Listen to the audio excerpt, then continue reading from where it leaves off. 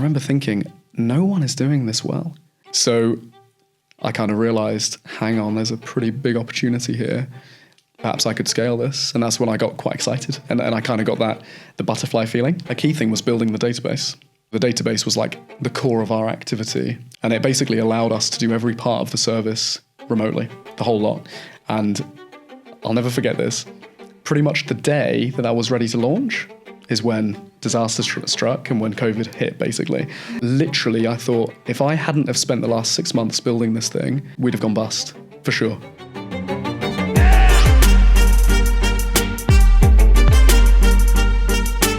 Hello and welcome to Reputation Wrecked. We're here with Gerard Boon of Boon Brokers. Hi, Gerard. Hi, Chelsea. We know each other from university. Yes, we do. So, I think it's only right to start back at university. So, give us an overview of your life. At university, gosh. So, to go back a step, when I was doing A-levels, I had no idea what I wanted to do with my life, no idea which university I wanted to go to. My dad desperately wanted me to stay at UEA. But I did know I wanted at some point in my life to run a business. That was my goal long term. So doing A-levels, I did my business course, economics, computing. It kind of set me up quite nicely to do a business degree at university. So I wasn't too sure which university to go to, but I wanted one that had a good blend of the academic side and also the social side. So I looked at Newcastle, Manchester. But when I went to Leeds was quite different, actually. And I'm not sure if you felt the same. You just got off the train and it felt like home. Yeah. Literally. So I got to the campus and I knew I had to go there for university. And prior to that point, I never really had a real motive to work hard at school. But at that point, I thought I have to get whatever A-levels I need to get to Leeds. The professors were so friendly. The students that I met on campus were really nice. The campus was stunning, right in the city centre of Leeds. And, I came from Norwich, which is quite a sheltered town. You have to really travel to Norwich on purpose. You can't just stumble across Norwich. You have to travel there.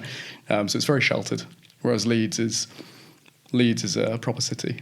It's a large city. There's a bit more grit to it, I think. Bit more grit. Yeah, a lot more grit. So yeah, I thought I'd work really, really hard, get the grades needed. And at the time, I wasn't sure if I wanted to do economics or business or management or finance or whatever.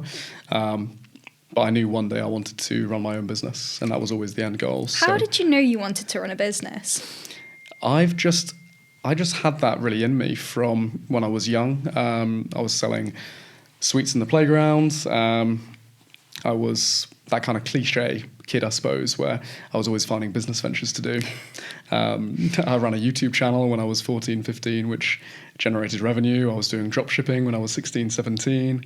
I don't know, I always found business ventures to do. I think it's because I come from a very business-minded family. Everybody in my family, pretty much, on my mum's side especially, has run a business. I was surrounded by that growing up, so it's all I knew, really. Was it like the money side of a business, or was it just like the businesses and like, oh, I've had this idea, I want to test it? Because you talk to different people. And it was never the money. No, it was never the money. I'm from a family where, especially on my mum's side, they're very wealthy, and like you'll know the company, and there's lots of big companies that they've grown to a global scale and things, and money was never the focus. It was more of adding value, and how can you add value to an industry, and how can you think of an idea and then see it in practice. Yeah. I love that. Like you'll feel the same with your business. You think of something and then figure out how it's going to work in practice. You go through all the mistakes and things of implementing it, but over time, you actually deliver, and it becomes viable, and then clients try it, and they have an amazing experience. And when you get lots of 5-star reviews and lots of good feedback from an idea that was just in your head, it's a pretty cool feeling, I like that. It's weird, isn't it, in a way, because like I think you get the instant gratification of like, oh, this seems to be doing well, but you also need to balance it with that long-term vision. Absolutely. Yeah, absolutely.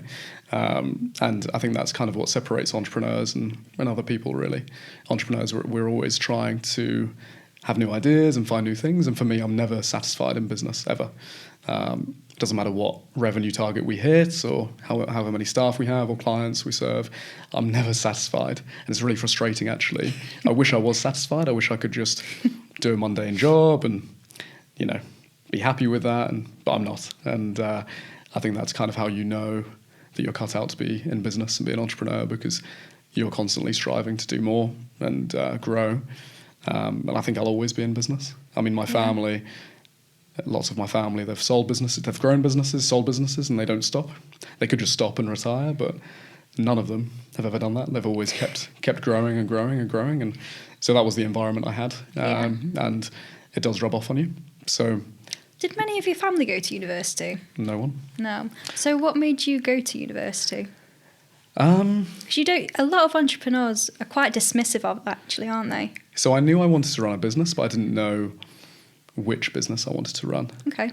And I thought going to university would give me a better idea as to what business to run. And we'll get into it, but obviously I ultimately ran my father's small business at the time and took that on at university. I knew also that I wanted to improve my social skills, because I was quite shy, actually. You probably can't imagine it, but I was quite shy at school.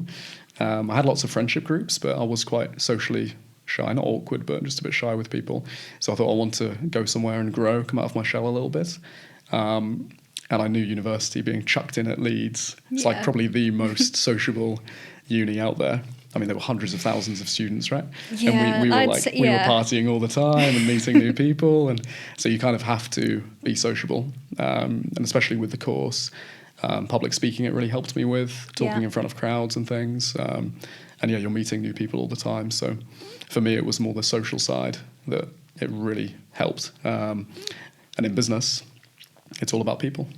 True. Business is a people business. So every single business you get into, you have to have that kind of social skill set. If you don't, you're not going to do well. It doesn't matter how good of a proposition you have. If the person you're dealing with doesn't like you, a lot of the time, you're not going to get the deal done. So you just have to... I'm just thinking of like Elon Musk. Yeah. And all of the people that don't like him. I mean, that is true. But he's on another level, isn't he? Yeah, true. I think when you have the GDP of countries, I think you doesn't really matter if Joe Schmo doesn't like you. But, pretty much, yeah. Yeah. I mean, having that social skill is important, especially if you're starting a business, you know. People need to believe in your product or service, but they need to believe in you as well. So yeah, definitely. I mean, I found that, and I think a lot of the people, then when you start to grow, you probably have it as well, because I know that you were really integral actually with your dad's business towards the start. They buy into you, then as you scale, is trying to extract yourself from that and make it the brand and the team, not just you. Yes, it's hard to let go. But I think actually for all entrepreneurs or business owners, the end goal has to be able to withdraw yourself from the business and let it run itself. Ultimately, you don't want to work for your business. You want your business to work for you, right? Yeah. So you want to try to disengage and set up different functional areas in your business and have teams running them so that you can effectively, like we're doing today, do something else and have the business run in the background. So literally I'm here today doing a podcast with you, but back at base we've got the team, got 10 staff or whatever, working on the business and making sure it grows. And fairly recently actually, so I've been away quite a lot the last a month or so. I've had a couple of holidays and they've been quite long, but it was a good test actually to see how the business runs without me. And this month has been our record revenue month, and I haven't been there. So what does that say? It basically says I probably need to stay away, to be honest with you. Go on holiday more often. Exactly. No, but it's a nice feeling when you get the business to that point where it can run by itself. I think it's important. It's difficult, though, for a lot of business owners to let go. But because it is kind of like your baby, and you kind of get a bit of a dopamine hit when you sell a service or good to a client, and you get the good feedback, that positive feedback loop. But to have a true business, an actual business, it needs to work by itself. So I'm going to take you back because I don't think you've even told us what your business actually is. But back to university then. Talk us through what you did at university to, I guess, help you realise what it was you actually wanted to have a business in. Yeah, so I ultimately decided to do management because I thought, right, I'm still not sure what I want to do. I'll do a very broad business degree. And I knew with that I could study economics and marketing and HR and operations and other things that would guide my decision more. Because my goal at the very end of that degree was, right, I want to know what sort of business I want to set up. And at the time, Leeds was particularly attractive because they offered a year in industry. Yeah. So very, very attractive. So I did 2 years at Leeds Uni, and then I loved my time for the first 2 years. The first year, as you know, you're quite relaxed. You're going out a lot. The grade doesn't count, so you're with societies and you're kind of trying to meet new people. That's the main goal of first year, and grow your social skills. Yeah, make friends. I think it's just getting you used to actually like being an adult. Yeah. Kind of like, I don't know, your first job's like teaching you how to turn up to work on time. Yeah. This is where you learn to cook. Yeah, like exactly. keep your clothes clean. Yeah, because people don't know it. No. And it's amazing. You go to university and they literally don't know how to clean their clothes. They don't know how to wash. They don't know anything. It's like, it's amazing. And some people just stay that way and they get takeaways all the time. And it's not good, but it kind of forces you to be an adult, as you say. But so first year was quite relaxed. Second year, I knuckled down and studied really hard. And I tried to, really think about which subjects and modules I liked the most. And it was always marketing. Marketing is always what I loved. So I kind of had in my mind, right, marketing agency, that's what I want to do. But then the year in industry came along, and I thought, well, I actually can't run my own business in this year in industry. I have to work for another company. I have no choice. So I applied for Warner Brothers, Sky, quite a few other kind of entertainment companies. Yeah. That's kind of what drew me to them. And Warner Brothers was cool. Like, we went to Holborn. It's not too far from here, actually. And I remember their assessment centre was mad. We had sort of 250 people turn up. And myself and a friend from Leeds Uni, actually, we got down to the final 5. And at the time, I was kind of not too sure if I wanted the role. And my friend thankfully got the Warner Brothers job, because if I had got that, my life would have gone on a very different trajectory. So I'm very glad that happened. And when I got the rejection through from Warner Brothers, because they were the main company I wanted to do my year in industry for, rather than looking at other alternatives, my dad said, well, son, when you finish at university, not too long after that, I'll be retiring. You've always wanted to run your own business one day. Why don't you come and work for the family business for a year? And during that time, you can get your qualifications, you can see how a business operates.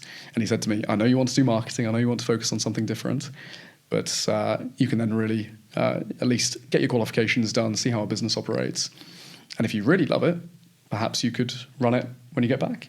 And I was like, okay, fine. And I was very much of the attitude of, okay, I'll try to make as much money as I can. I don't want to be a financial advisor, no way. That's not what I want to do. I was more sort of creative, I suppose. I think one thing, actually, and I hope you don't mind me sharing this, but the rejection from Warner Brothers, I think the feedback you got was like, you're too entrepreneurial. Correct. And what I guess like kind of struck with me at the time, like I've been told by a few of my bosses that I'm unemployable. Yeah, I've heard that. Yeah.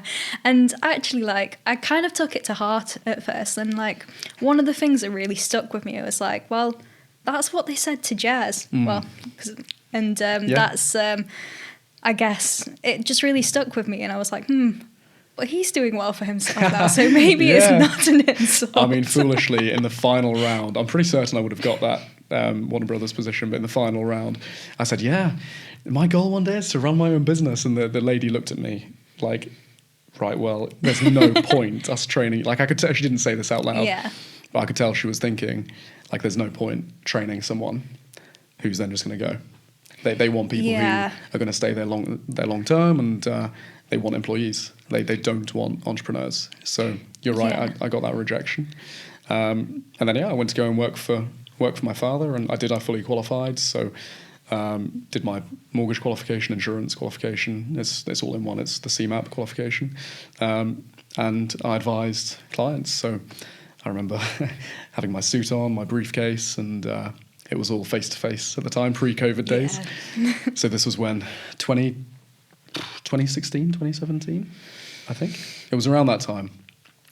Because I graduated 2018. So I think it was around 2016, 2017. I remember you telling us how you used to work a full day at the office and then you'd be out at appointments at night. Correct. And I think, did did you do like a 12 to 13 hour day? Correct, yeah. Yeah. Yeah, so just because of how it was, you couldn't really do anything else. So I'd get to the office at 8, half 8ish maybe, get ready, do my to-do list, start properly at 9. And then I'd do the casework until 5 o'clock. And then the only time to see clients is in the evening. You can't see them when they're working, so you have to see them in the evenings. So kind of my admin day was 9 to 5, and then I'd see clients in the evening. But I don't know, I actually really enjoyed it. I think the significance of the job was quite important for me as well. You know, you're arranging very complex but very important financial products for people. Mortgages, insurance, these are very important things for people, especially if they're buying their first home. You know, you have to get it right. So I quite enjoyed the responsibility. And it was quite, at first I was quite anxious, you know, going to see people face to face. Sometimes it was just me and I'd have the whole family there. I'd have 10 people there, and I'd be there in my suit, briefcase, and I'd be advising, and they'd all have their different opinions and things, and it was quite difficult.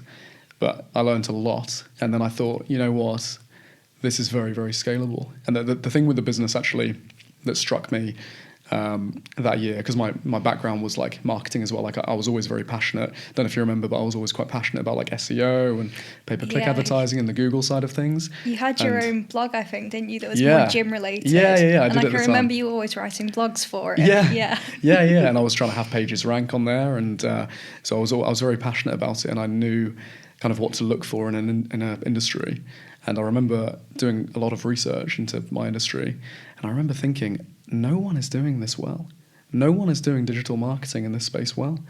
And I think it's because the kind of demographic of the industry, there are all lots of people in their, you know, 50s, 60s, even 70s really. Yeah. It's quite an old man's industry, honestly. There are very few people in like their late 20s, early 30s who are running financial service companies, right? Yeah. So I kind of realized, hang on, there's a pretty big opportunity here. Perhaps I could scale this. And that's when I got quite excited. And I kind of got the butterfly feeling. Like you would have had that when you start your own business. I got that feeling of this could be huge. Because at the time it was just me and Dad and one admin staff. So very small. And I knew that because my dad was retiring, I could then come in, grow it. And it would kind of feel like even though it wasn't directly my own business that in terms of founding it, it would feel like a startup still, because I'd totally transform it. It would go from paper-based to digital. I think it's fair to say, though, that it was technically sort of like a startup, even though it had been going for, I guess, a number of years before. There was no, I guess, infrastructure. It was pretty much like your dad was essentially a self-employed financial advisor, wasn't he, really? Yeah. There was no brand, there was no website, no systems. It was all face-to-face. And my dad did a brilliant job. You know, he advised, I think he had a client base of between maybe 500 and 1,000 clients, something like that. And now, you know, a few years on, we've grown it to, we've got over 10,000 cases and things. Like we've got, you know, we've grown it enormously, and it continues to compound now. And that's because of the digital side of things. Is it nationwide? It's nationwide, yeah. So it was very local, and it was face to face. And I did kind of love that aspect, part of it. But I thought to really grow it, we're going to have to take it digital. I effectively, my story after the year in industry was I came back, did my final year. My final year, it was great for me because I knew I wanted to go back and grow that business. So I kind of, for the dissertation project, that was massive for me because I thought, well, I've got an opportunity here to do a dissertation, research my industry, interview key players in the industry, and then come back, make my business plan at the same time, and then come back and implement it. So you're effectively giving me a year head start, you know? So I kind of made the most of that opportunity. And my dissertation, it was all about marketing and artificial intelligence and things in mortgage broking.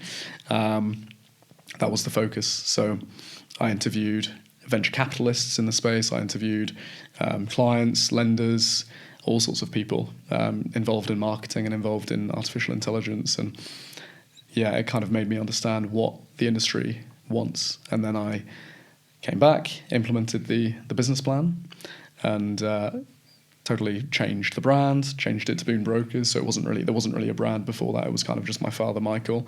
But then we changed it to Boon Brokers, made the logo, made the website. And a key thing for me was I thought we have to build bespoke systems.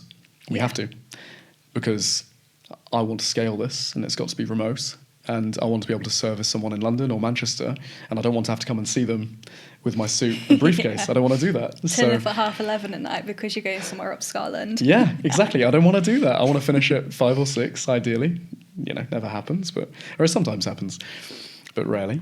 And I want to really grow this. So a key thing was building the database. That was huge, because it allowed me then to change everything remote. And it wasn't just a database in terms of a data entry standpoint. It had everything. So we linked the website to the database, so the new inquiry system, the consultation system, product reminders. There were so many different things on there. So the database was like the core of our activity. We had the fact find system on the database as well. And it basically allowed us to do every part of the service remotely, the whole lot. And I'll never forget this. Pretty much the day that I was ready to launch is when disaster struck and when COVID hit, basically. Oh, no. So we had the announcement of COVID, and literally I thought, if I hadn't have spent the last 6 months building this thing, we'd have gone bust, for sure. Because I could not have seen, we were given an order, you can't go and see people face to face. So before then, I'd have had no regulated legal means of doing my job if it was face to face. Wow, okay. I would have had to have called it quits, really. There was no way of doing it, because I would have had to have I needed a signed fact find.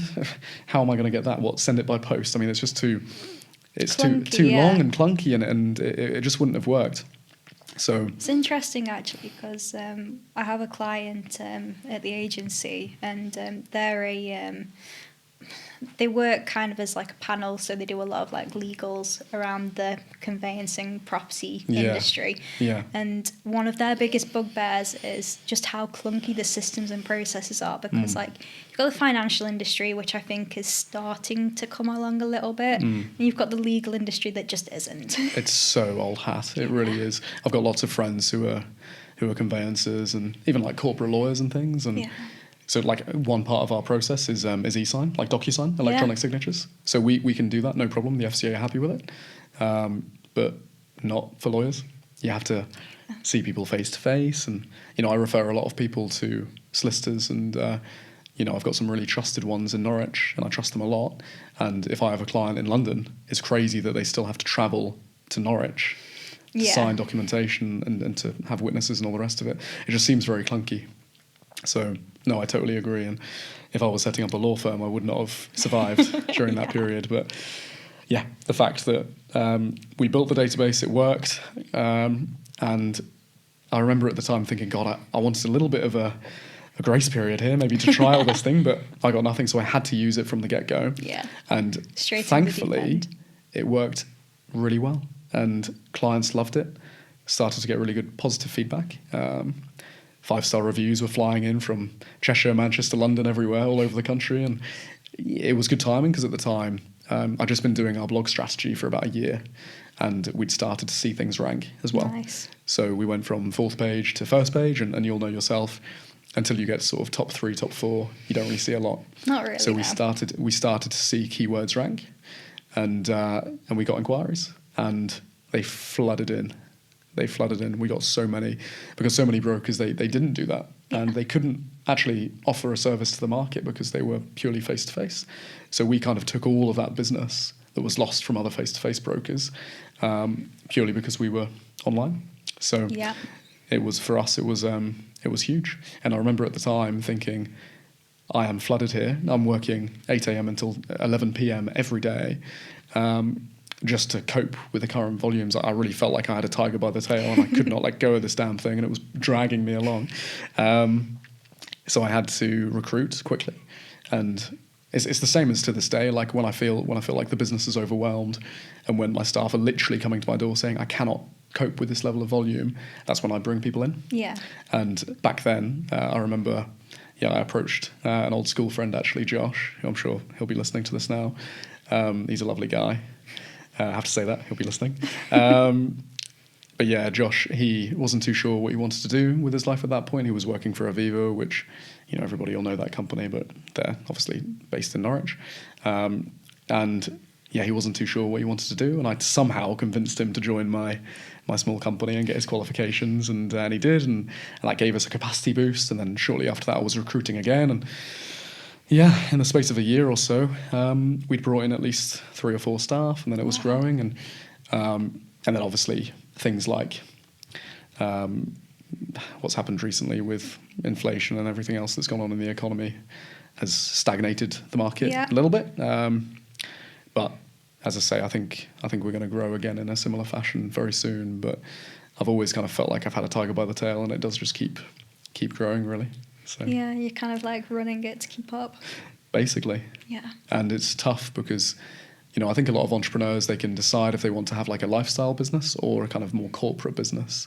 But if you start going down that corporate route where you go national and you build systems and things, you can't really go back to having a lifestyle business. My dad very much had a lifestyle business where he could manage the growth. Whereas for me now, because it's national, and if we have 20 people refer their friends and family in a day, we're not going to turn around and say no. We have to try to help. So, for me, once you decide you want to go down that corporate route, you can't stop, and it does, as I say, feel like you've got a tiger by the tail, and you just have to grow with it, and you've got no choice. But I love it. I mean, the thing is, I'm young enough to cope with that pressure, and I wouldn't change it for sure. Yeah. No, I like that. I think it's something that someone said to me as well, actually, when I was starting my business up. It's like, oh, what are you in this for? And I was like, I actually just want to do something, to be fair. Like, I'm sick of working all the time, working ridiculously long hours, but for other people. So I kind of thought, well, actually, like, if I apply this to my own business, and I am pretty strict with my working hours, to be fair, but, like, I don't see it as a lifestyle business for me. I see it as like, I've got this really good idea. I think the marketing agency system is massively broken, a little bit like you. And I just really want to do my best to fix it. If that means that you have to work ridiculous hours, so be it. But at the end of the day, people are trusting you, like they're trusting you with like their actual livelihoods and the homes and everything. They're trusting me with like, I guess, their revenue generation for the business, and it is a massive, I guess, stress in terms of like people are actually putting like sort of like their fate in your hands. Yeah, and that's the responsibility you have. And whenever you run a business for money, you'll go bust. If you think about money, you'll lose. The only way to run a good business is to think, how can I add value? That's it. That's simple. So for me, I truly do believe that we can eventually grow to be the best brokerage in the country. And if I didn't think that, I wouldn't be involved in it. I think with you as well, it's really important to actually mention that Boon Brokers is fee-free, isn't it? Fee-free, yeah. As I say, I mean, for us, I'm sure lots of your listeners would have bought a property in the past, but you know, perhaps for those who haven't, if you do buy a property, you'll need to get a mortgage, unless you're fortunate enough to be able to buy it outright. And if you do want to get a mortgage, you'll need to have a look at your options and decide which lender to go with, banks, building societies, all sorts. So the best way to decide that is to use a broker, because if you, say, try it yourself and you go to lots of banks and building societies direct, it's a massive time. It takes up a lot of time. And B, you don't have the knowledge, you don't know what questions to ask, you don't know which rates to look at, you don't have the product knowledge. So it's very difficult for anybody as a consumer to find the right product themselves. This is why people use brokers. Now, a lot of people, they don't realise, but a whole of market broker that has access to, say, over 90 lenders in the UK, all the big ones, the high streets and all the niche lenders as well, all the regulated lenders, they all receive commission when a case completes with a lender. Now, it's called a procuration fee. Every single one of them receives that. Now, it's normally, say, 0.35% or maybe 0.4% of the loan sum, so it's not massive. But our average commission per case is between maybe £700 and £1,000 perhaps. Okay. But then as a broker, you get the insurance on top, and there's lots of other income streams. Like we have 6 or 7 income streams. They're all different. But back to the fee side of things, a lot of brokers, they charge a fee on top. Yeah. So it's called, in our industry, it's called double dipping. Okay. It's basically where you're taking from both ends, right? You're taking from the provider, and you're also taking from the client as well. And it's something that we just firmly disagree with. There's that saying, you get what you pay for in life. But actually, with our industry, it's not the case. You know, as long as you're dealing with a brokerage that's whole of market, ideally directly authorised by the FCA as well, but whole of market, and they have access to all the same products, you're going to get the same rate, you're going to get the same deal. So ultimately, you just have to think, is the quality of the advice going to be suitable? And that's where reviews come in. You know, if you say go to the Boon Brokers website, you'll see over 750 five-star reviews. You'll see, you know, really amazing client experiences. You'll see that we've got a client profile system. You'll see that we've spent six figures on a bespoke database. All these different things. You'll see that we rank really well on Google. So the quality is clearly there. So for a broker that charges a fee to turn around and say, oh no, well, my quality of service is better than Boon Brokers because we charge a fee, from my side, it's like, prove it. Yeah. What can you do to prove it? So we offer the exact same product, the same rate, the same everything. How can you prove that £500 fee is justified? And the reason why in our industry, the companies that are growing are the likes of us, Habito, Trussell, London and Country, these large fee-free brokerages that are online. There's a reason why they're growing so quickly. It's because at the minute, that asymmetric information that exists, which is where clients, they're not totally sure, they don't have all the information to hand, that's starting to disappear now, and people are starting to, you're kind of seeing behind the curtain now, and people are starting to understand actually using a fee-free broker, there's nothing wrong with it. You're going to get excellent advice as long as they've got good reviews, and you don't need to charge a fee, and there's no need for that fee in this industry. It's really backwards, actually, from like a kind of consumer psychology point of view, because where anywhere else would you go somewhere and choose to pay if you had the choice not to? Exactly. Yeah. And it's that odd perception, as I say, where people will assume that if they pay a broker fee, they'll get a better service. I mean, I've got clients who, in fact, a lot of our inquiries, what we get is we get people who, but let's say they're in London, you know, they're buying a big property, £3 million property, and, you know, they've got a £1 million loan, for example. Brokers in London, they could charge a 1 or 2% broker fee of the loan sum. It's tens of thousands just in a broker fee. For what? So they come to us and they say, we've seen your fee free. Are you actually fee free? What's the catch? Like, no catch. Here's an illustration. Here's our product on there. It's the same as what you've been given by this other broker. You can see how much we're paid by the bank, and it's obviously very hefty for that sort of sum. And you can see the rate and everything else is exactly the same. It matches what this other broker is offering you. So then they think, that's bizarre. Okay, I'll give it a go. But then when it actually completes, and they realise there was no catch, it genuinely is a fee-free service, they did get the best product, they tell everybody. And you can imagine that word of mouth, that multiplier effect is huge, is absolutely enormous. I remember I had a client who I'll never forget this, had a client who I saw face to face, and fee-free, and he was using, I won't name the broker, but he was using a fee-charging broker, having a terrible experience. He used us, did a really good job for him, and he went for a poker night with his friends. And the next day, he was playing poker with like 10 friends. Every single person around that table inquired on our website, and I got like 10 inquiries through it at once, and I saw they were all from the same postcode. I thought, this is really weird, this is really coincidental. And this guy said, we just got into a massive argument over the poker table about which broker to use, and eventually they all decided to use you. And Did this you is have kind like of how... a discount code poker or something? yeah, I know, well, exactly. But because we're fee-free, I don't suppose there's... I suppose you wouldn't need to, would you? I'll be paying them money, basically. But yeah, so I think within the industry, it's starting to catch on now. It's starting to catch on. Ultimately, for consumers, if they're getting the exact same product, the exact same interest rate, everything's exactly the same, but they can choose to pay a fee or not. Over the long term, consumers, they're not dumb. They understand. And as I say, it's very difficult now for fee-charging brokers to argue for the broker fee. A lot of the time, what I hear is, because they all hate me, basically, because I'm really pushing this message of no broker fee. They often say, oh, well, you're no longer offering a professional service if you don't charge a fee. It's not professional. I'm like, I don't care. I don't care what your perception of professional is. Look at our reviews. It's, we've clearly got the reputation. And I've got nothing against fee-charging brokers at all. I've never sort of gone for a fee-charging broker. I've got no problem with them at all. But I think consumers just need to understand what the options are that's available to them. And ultimately there's no need to pay a fee, not anymore. Okay. How do you cope then with, I guess, being a bit of an outlier in your industry? Like that mental strain. I quite like it. I did think with you actually, but some people like might really get crippled by, oh, these people don't like me, or like No, I love it. No, I love it. It's the same as like any sort of pioneer of industry. And I'm not exactly a pioneer. A lot of brokers have there's that fee-free model has been around for a while, right?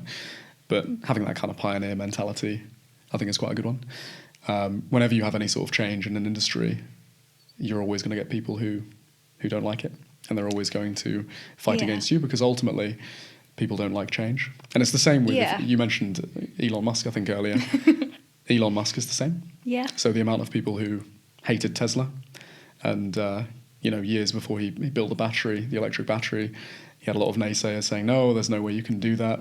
There's no way you could ever build a car, all these things. And it was very categorically no. And when you actually can turn around and do it and become the wealthiest man in the world from it, it's a good feeling, I guess. So when you're a pioneer of industry, it's I quite enjoy it. And to be honest, if everybody was supporting me, I'd think, oh, well, I'm doing something wrong here because there's not enough change. So as long as you know that change always results in a bit of animosity from somewhere, you're bound to get it. You're bound to get it, sadly.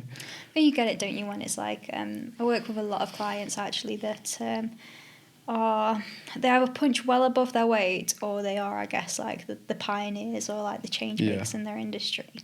And it's quite difficult sometimes from a marketing perspective, because people don't like change. And then, like the innovation curve, where it's like you've got the early adopters. Sometimes they're not a big enough market to actually like break through and make a difference. So there's so many people out there with incredible ideas, but they're just pitching it too early. True.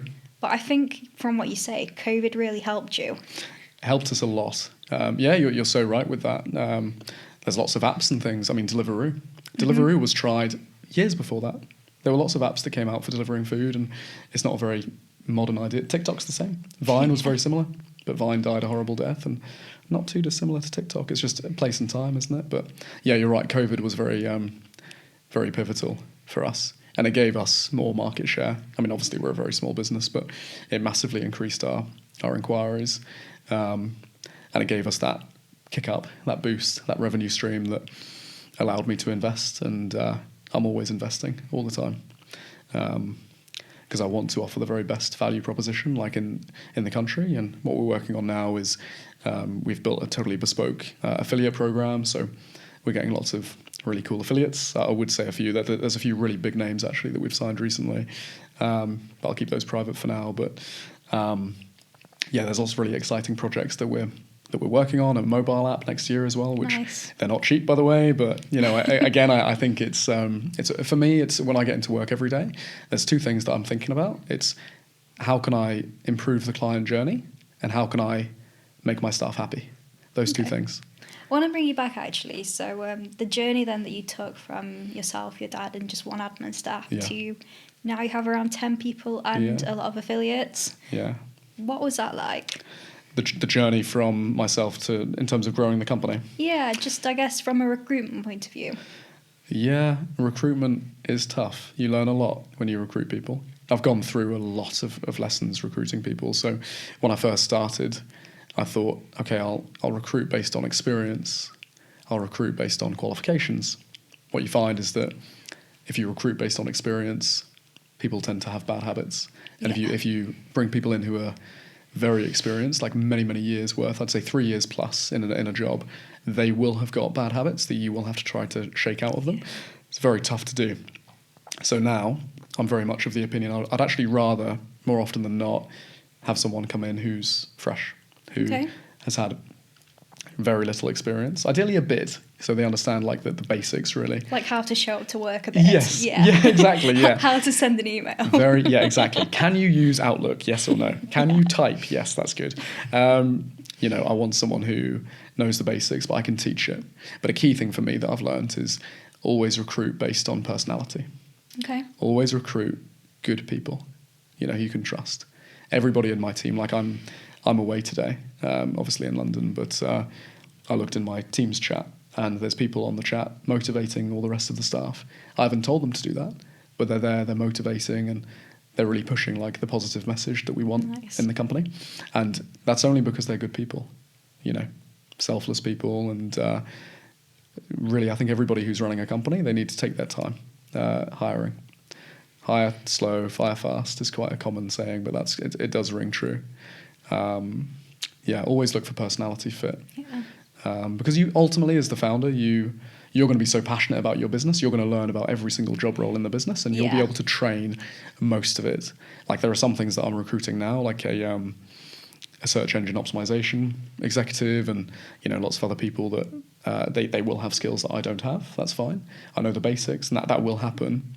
But you just need to know enough, don't you, so that you don't get the wool pulled over your eyes. Of course, you can tell if someone's actually performing. Yes. So as an entrepreneur, if you do embark on that journey, you kind of have to accept you're going to have to become everything. You're going to have to become at least good at everything. You're not going to be an expert. I read a book actually. I think it's called Range, mm-hmm. and he talks about how you kind of like I guess like have an overview of enough things, but that's where the creativity comes in, because you can think laterally and you can look at one industry and look at how it's innovating and apply it to another one. But you also need to actually become the best, like really, really niche people within those to actually delve into the detail. You do. I'm not a details person. I'm not either. But I suppose that's why we run companies. I'd much rather be good at everything than an absolute expert in one thing. Yeah. For sure. That's just me. A lot of people don't. They'd rather, focus on their craft and become amazing and, become really scarce. And these people, obviously, they earn the most money in their area because they're hard to come by. But no, as an entrepreneur, you're firefighting daily. You're taking on lots of tasks, and you need to be a bit of a jack of all trades. Yeah. You're going to have to be an accountant. You're going to have to be a marketing expert. You're going to have to be an operations person and look into software, and that's a key part of running a company, right? Building systems, like robust systems in place that will operate when you're not there. That's a huge part of it. You're going to have to be a good judge of character for recruiting. You're going to have to be a good motivator. You're going to have to turn up to work, and even if things are happening in your personal life that are not good, you can't show it. Yeah. Whereas your employees can, and part of your job is to support them. Yeah. But no one will support you because you're the boss in the company, that is. So, yeah, it's hard, but I mean, it's a hell of a journey, isn't it? It's good. But it's not for everybody. But yeah, you have to be a jack of all trades, for sure. I think as you grow as well, you literally become just a recruitment company for your own company. Yeah, I think Stephen Bartlett said that, didn't he? He said that every company becomes a recruitment company. And that's kind of where we're at now, actually, where the business is very robust and the systems are in place. Quality assurance is in place. So the quality of advice is there. We've got our lead funnels. Like, we know the strategy. We know what works. And now it's just about scaling it. That's it. So now it's, for me, more about interviewing. Like right now we're recruiting for another broker and also a receptionist to join us. So we'll be a team of 12 soon. And my goal is to sort of double the company size within the next 12 to 18 months. So that's kind of the focus. But yeah, absolutely right. You do become a recruitment company. And I quite like that. I think when I first got into the business, I thought, right, I'll focus on the marketing. But as you do each functional area, you kind of realise that you'll enjoy aspects of all of it. And for me, that side of things with the HR, I do really enjoy getting to know people and understanding their personalities and trying to get the most out of people. It's so interesting in my own team because I'll have some people who need more of the carrot than the stick and some the reverse. Some people I really have to go for to make them hit their goals, and they appreciate that and they understand that. And then there's some people who they're far more sensitive and they need a bit of a pat on the back and a bit more support. And everybody is so different. People are so complex. But when you run a company, you kind of understand that. Like every single person in my team, every single one is different in some way. And as the boss, you kind of need to understand what makes everybody tick and why they're all different. Do you not treat people the same? No. Not in a motivational sense.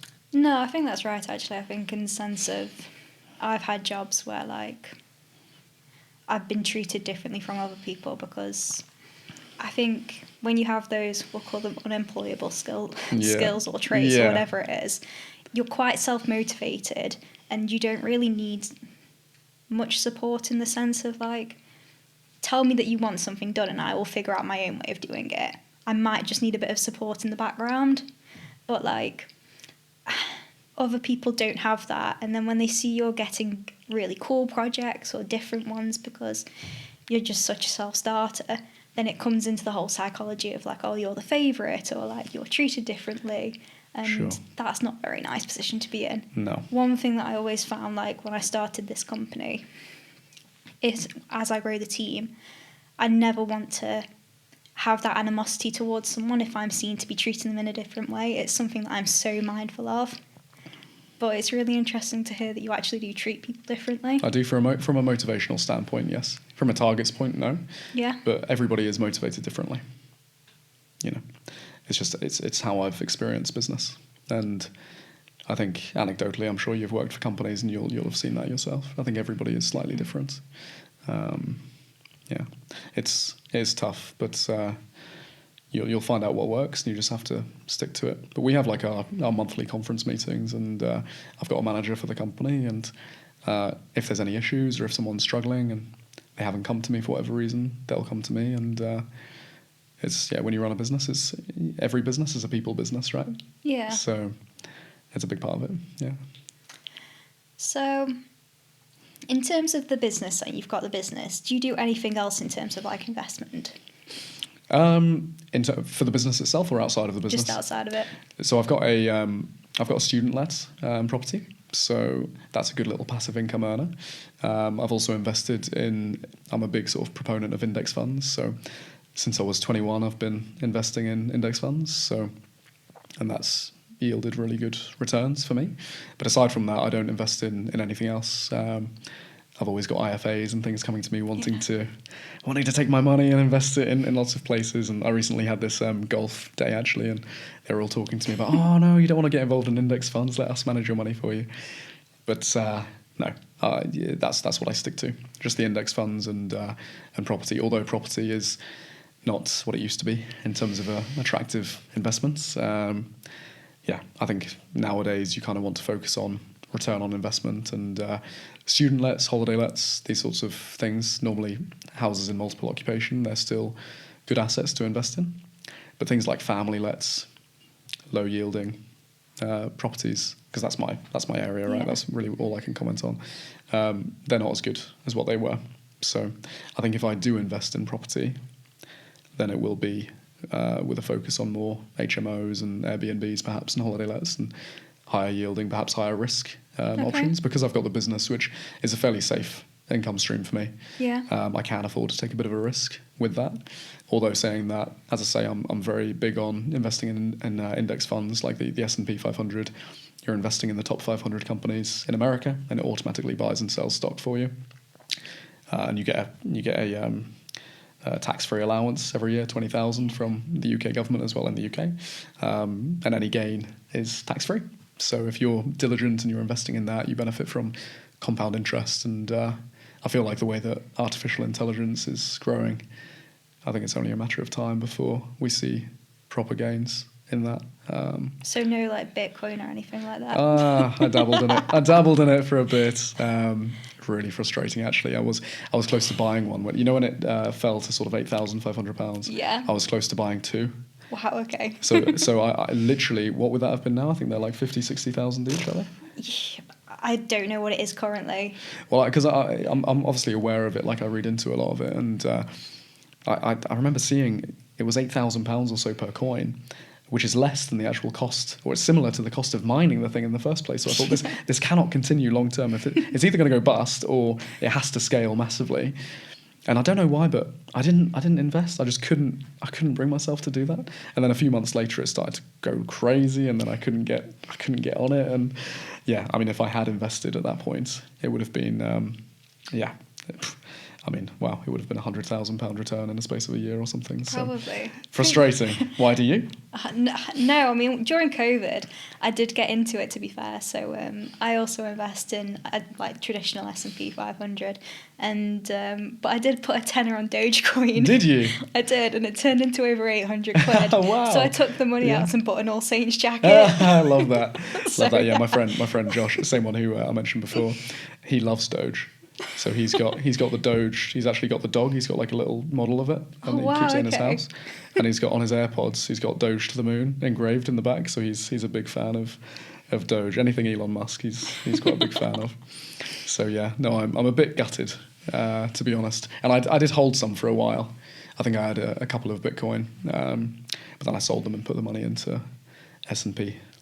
I kind of thought, that's the safest We'll thing consolidate. to do. We'll consolidate. Yeah, I didn't make any losses. I just decided to get out and reinvest it elsewhere. Yeah, I think it was just during COVID, wasn't it? Everyone just went mad for it. Yeah. And yeah.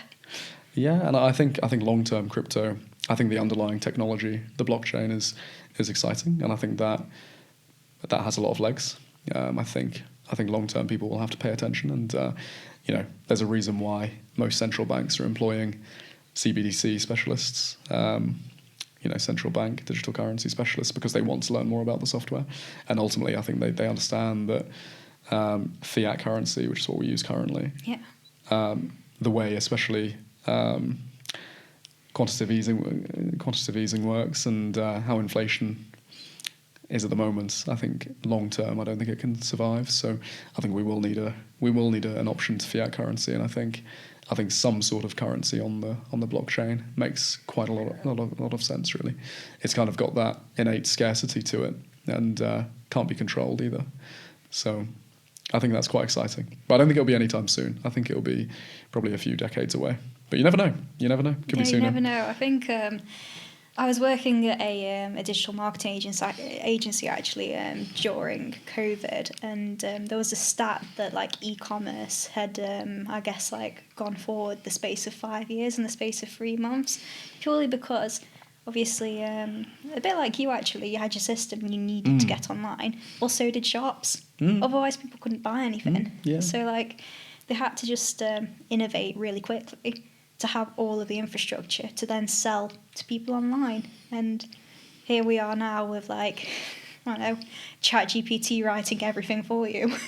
It's crazy, isn't it? Yeah. Anyone at university is just a ChatGPT bot, basically. They're just, that's all they're using by the sounds of it. I know so many people who are just using that to write all of their essays. But yeah, I think the way that the internet changed e-commerce, and we had like the industrial age and all these amazing things that happened to scale industry.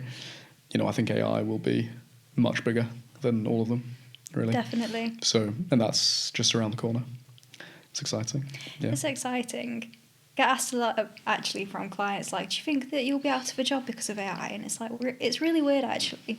When I class myself more as a salesperson than a marketer. Sure. And the reason I do that is because marketers are just salespeople en masse. So I think if you can sell, you can market. If you can't market, you can't sell. Yeah. So ChatGPT is never going to be able to sit in front of someone and sell to them and pick up on other people cues and understand what the motivations are.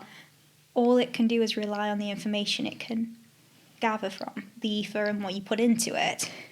I agree. I think that the services that rely on personable interaction, they'll stay human to human. If say in my industry, funnily enough, my dissertation was all about artificial intelligence in the industry, and that was back in 2017. And at the time, the conclusion of that, because we were basically looking at, would AI ultimately take over? Would people be happy to get all of their financial instructions and advice from a bot, basically, as opposed to a human? And the conclusion was people like the technology, they like it from an efficiency standpoint, but they also they really value that personal interaction. Yeah. Because it's such an important decision for people. It's really significant in their lives, and they trust an expert at the moment over an AI. Yeah. But long term, that might not be the case. Who knows? Say our children and their children and all these different generations going down, they'll grow up with AI.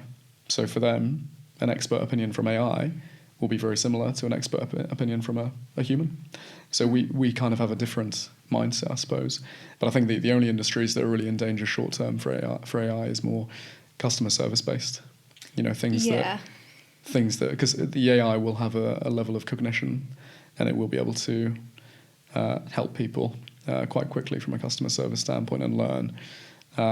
So I think people who perhaps are in call centers and as I say, those sort of customer service jobs, I think they are sadly in trouble. But AI, I think long term, it will help a lot of people as well. It won't just replace jobs. It will help as well. I know from scaling like my agency, like I've got it to been going. We've not even finished our full financial year yet, and we've already reached over 6 figures. And if it wasn't for AI, we wouldn't have been able to have like done the amount of work. And I have an English degree, like you know that. Yeah. I don't use AI to write everything, Sure. but it's great at pulling together research. It's great for strategy as well. So if I so at the moment, like a big part of our next kind of marketing strategy is focusing more on PR. Nice. So we want Boon Brokers to become the central website for new research pieces in the industry. Okay. So we want it to be a place where journalists can come and they know every week or every 2 weeks there's going to be a bespoke research piece on the industry, and they can cite it and they can reference it.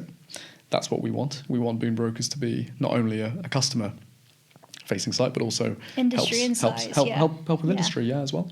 And when we're writing strategy for new research topics and things, we use ChatGPT, and it's great. And it tells us, and it's amazing, and it's constantly updating all the time. And so I feel like for strategy, you're really missing out if you're not using it at the moment. I use it every day, pretty much every day, in some element. Could be SEO, or it could be PR, or it could be anything actually. But just literally, it takes 2 seconds to ask, and it will give you a 1,000-word answer. Pretty comprehensive. And it just gives you a different insight. And even if you don't go ahead with it, you don't lose anything. I think sometimes, like a lot of my clients are either, a lot of them are knowledge based, so they've got quite like your industry is really complex. So are some of my clients. Weirdly enough, a timber merchant. Again, all international trade, logistics. How do you pull all of that information that you might need around like why timber prices are increasing in Finland, and then you've got the Suez Canal playing up again? How do all of these pull together? Literally having something that can consolidate all of that information and bullet point it for you and create a blog outline for you to then write. It saves so much time. It does, so much time. Yeah, it does. I think, creating like a cohesive plan for you to work from. AI can do that easily. Or even, I know a lot of people use it for like script writing and things, and just giving them like pointers on how to write a good script and speeches, that's huge. Just somewhere to start from, because a lot of people they have an idea but they don't exactly know, perhaps for a blog, and it's but procrastination when it kicks and you just sat there staring at like a blank screen a lot of the 15 time minutes. I don't know about you, but when I for me the hardest part is starting a project. When I've started, I can't stop. I'm sat there and I have to finish it. Have to. So a lot of the time, ChatGPT just allows you to start because it gives you that base, and perhaps you would have spent hours and hours just creating that. It does it in 5 seconds, and then you're away. So it's good. But I think it's helpful, but it's going to be a lot better than that. I think it's going to be give it a year, especially if you listen to the likes of Elon Musk and all these other people who they rave about it. They're raving about it, and they're quite worried about it as well. But I think for industry, I think there's a lot of excitement there. And I think productivity-wise, I think it's going to help a lot because we do have a productivity problem in the UK. Definitely. So I think it'll help. I saw a stat actually. An 8-hour shift worker probably does on average like 2.5 to 3 hours of productive work a day. Doesn't surprise me. Which is insane. And like I guess we were talking a little bit about this actually before we started filming, but I mentioned that like I felt really guilty yesterday that I went to the gym at 11 o'clock. Yeah. But like for me, and I don't know what it's like in your industry, I give my team flexible working hours. We have client contact hours, but the reason I did that was because like I can get up in the morning and like I love getting all of my like deep work done from like probably 8 until 10:30. So a solid 2.5 hours. Then I like a longer lunch, and then actually between 2 and 5, I can do another big like kind of push, and then have 5 till 7 off. Working then 7 till like 9:30. Yeah. But actually, that's like my 8 hours of productive work. Yeah. But it is actually productive work. Yeah, it's good. No, I think I would love to have that. I'd love it. The only issue with us is that we have to align with the banks, other parties in the industry. So estate agents, solicitors, the banks, we have to align with those. But you're right. I mean, for us, it would be ideal if we could do that, because clients, they're often not really contactable from 9 to 5. Yeah. So actually, in terms of what's optimal for us, if we could still contact estate agents and solicitors and banks at any time, perhaps it would be 6 a.m. until 9 a.m. and then 5 p.m. until 9 p.m. Maybe that would be optimal. Yeah, it probably would be, actually, in terms of getting hold of clients. I think for my employed staff, because of that restriction, they have to work 9 until 5, unfortunately, at the moment. But the self-employed guys, like, we've just launched a self-employed proposition, and we're always going to be recruiting for it.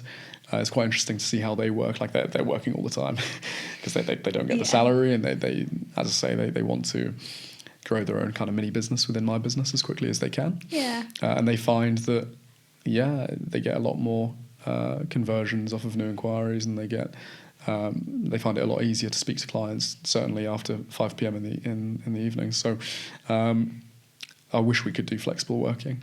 I quite like how Google do it, because Google, I think it's very target driven. So they'll have don't know how they do it. Yeah, Google's very like target driven. So I don't know if they still operate like this, but they used to operate like this, where they'll kind of give you your tasks for the week as an employee. And as long as you do those tasks, they don't mind. It's fine. Yeah.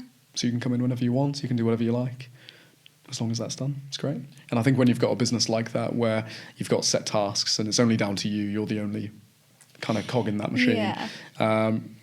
When it's down to you, you can do it whenever. But with our business, sadly, we are kind of reliant on other parties as well. Yeah. So it's quite difficult for us to do that. That's why I think all of us, we kind of align with that, which is why, recently, obviously, Angela Rayner, she really wants to put through this white paper on a 4-day week, Monday to Thursday, and at least employers offering it to clients. And while that sounds great in practice, for us, it just means that, on Friday, that would be a real challenge, because I know that solicitors and banks and things would be open on that day. So it just means, we could perhaps do that, but we'd have to change a lot of how we work to accommodate that. And I'm not too sure what the benefit would be in terms of output, productivity. I'm not too sure. It's something I'm thinking about, but we'll have to adapt if that does come in. It's quite big news at the moment in the industry, but I agree with the premise of flexible working. I do like it. It's just whether we can or can't is another question. Yeah, I think it's definitely bound by the industry, I think, that you work in, isn't it? For sure.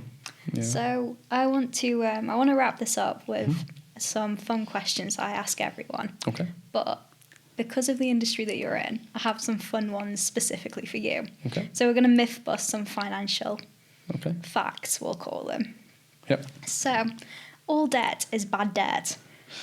Yeah, not all debt is bad debt. You can use debt to your advantage. I think it just depends on the cost of the debt. If you're looking at a payday loan, which has compounding 10% interest rate, it's a bad debt. It's very difficult for you to then use that to your advantage and to earn from that.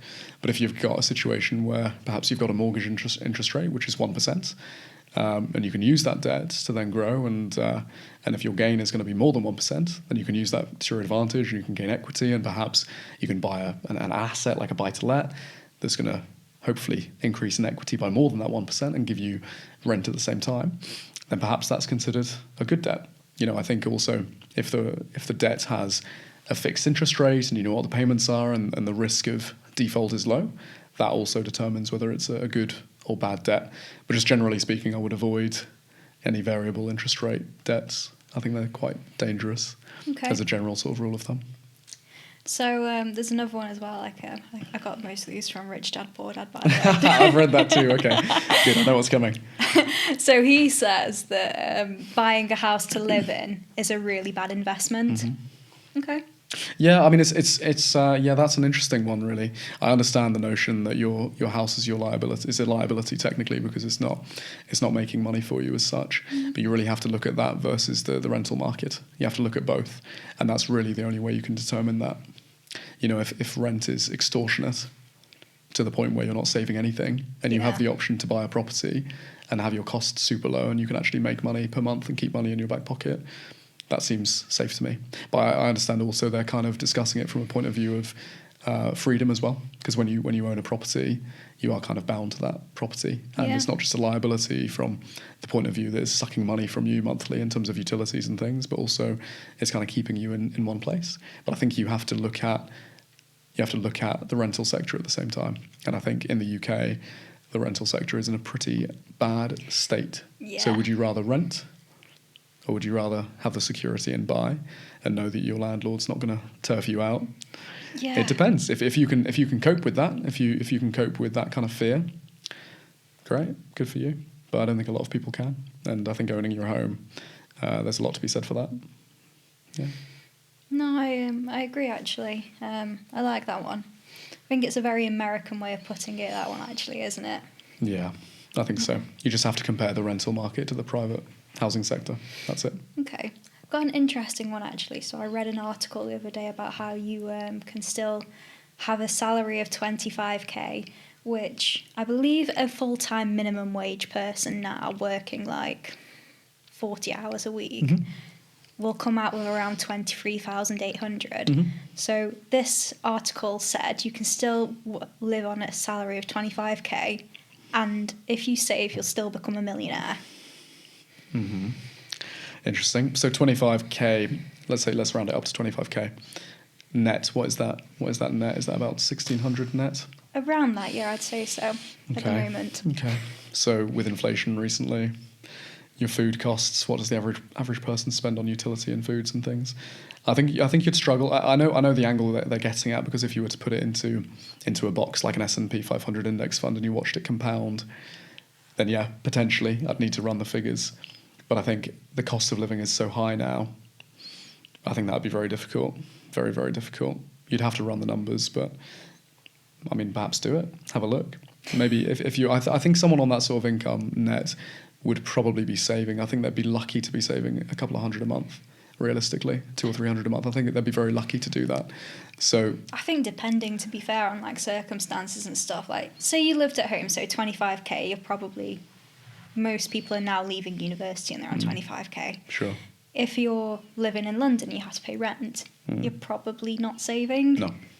You're probably your card goes in the ATM and it says zero. Probably. Yeah, Or it says you're minus. probably in your overdraft. Yeah, you're probably in your overdraft. Yeah.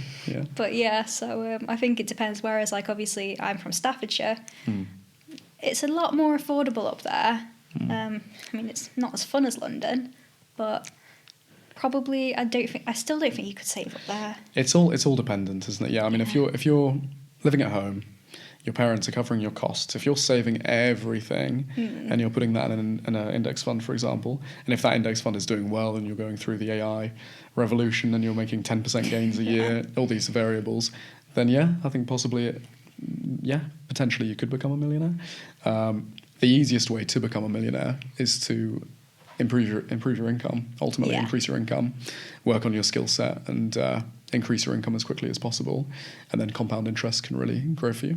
Like being transparent, when I first hit the 6-figure mark income-wise, which is like a few years ago now, and started investing that really properly in my stocks and shares and things, when you're putting a large amount down every month, every year, that's when compound interest really works for you. Yeah. And then you see the gains.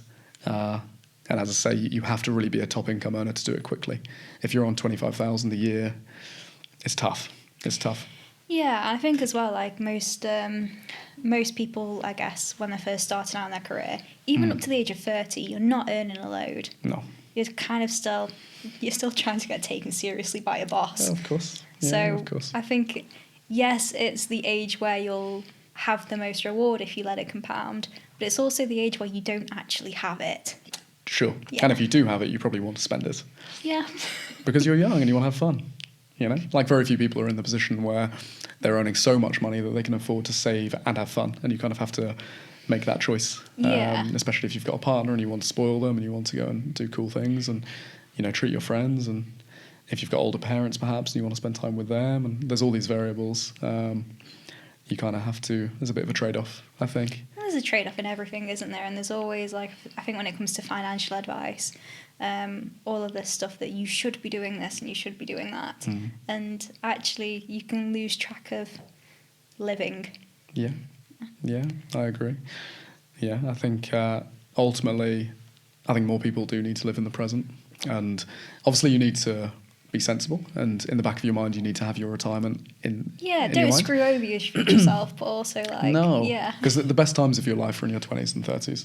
As soon as you get to your 40s, you start to see health problems. I mean, we see that firsthand. You know, we do a lot of life insurance and all these insurances, so we see people and we see what happens to them over a very short period of time, and their health, sadly, for some it's awful, declines quite quickly. So when you're in your 20s and 30s, you should be doing cool things. You should be having, you know, as much fun as you can. But you need to think, I need to save for my future as well. And that's why, as I say, if you can maximize your income and get skills to do that as quickly as possible, that's kind of the only way to obtain both. You can get that financial freedom and have the fun. But I think focusing on like increasing your income is the focus it should be. Yeah, definitely. I think like probably wrap this up after this one, but like for the last 5 years, all I've done is work. Whereas this last year, yes, it's been really hard work setting up a business, but I'm having so much fun now because I did that. I learned all of those things, built a business that is now over 6 figures that can now afford me to have fun. And it's kind of like I literally feel like I'm just starting to live again at the age of 28, but I've got all my 30s in front of me. So yeah, I subscribe to that advice. Yeah, totally. And that's how it should be. I think anyone who is in their early 20s, work as much as you can, honestly. Like, you still need to enjoy, obviously, as I said just then. But if you can work hard to allow yourself to live as you want in your 30s, then yeah, you can still have a good time. But you're going to have to put the work in at some point. You have to. You can either put the work in now or you can wait and delay it. But the older you become, the more responsibilities you get, the harder it's going to get to do. Less energy you have. Yeah, exactly. So when you're young, when you can, you know, I can function perfectly well. I'm 28 years old and I can function perfectly well on 5 or 6 hours of sleep. No problem. Yeah. Can I do that in 20 years' time? No chance. There's no way. Yeah. So I'm trying now to maximise as much as I can and push myself as much as I can in all aspects of life, really. And then I know for me in my 30s, my goal was always in my 30s to be able to, if I wanted to sell the business and retire, I could. And it's now at that point, which is great. Do I want to retire? No way. I want to keep going for many, many more years, but it's good to have that option. And I think all people should try to, like young people should try to push to get that, because it gives you a comfort blanket as well. And then you can enjoy, you can have fun and then grow your company at the same time. And is that the parting advice you would give to anyone looking to, I guess, do well in life? Yeah, put the work in. Put the work in as soon as you can. Yeah, that's what I would say. Awesome. Well, thank you very much for being a guest. Thank you for having me. Thanks.